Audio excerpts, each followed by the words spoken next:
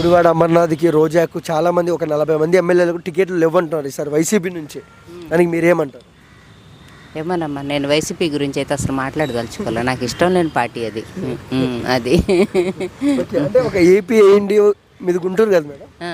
వాళ్ళకి ఎందుకు madam YCP మీద, అంటే వాళ్ళ పాలన నచ్చలేదా లేదంటే ఎందుకు అలా? వాళ్ళ పాలనే నచ్చలేదు అసలు. పాలన అసలు ఏపీలో అమరావతి మొత్తం కొలాప్స్. రైతులందరూ పిచ్చోళ్ళమ్మా, అన్ని వేల ఎకరాలు ఇచ్చిన వాళ్ళందరూ ఒక్క కమ్మాసే ఉన్నారా రైతుల్లో? తతిమా కులాలందరూ మనుషులు కాదా? ఎంతమంది అసలు నాశనం అనేది ఏంటమ్మా?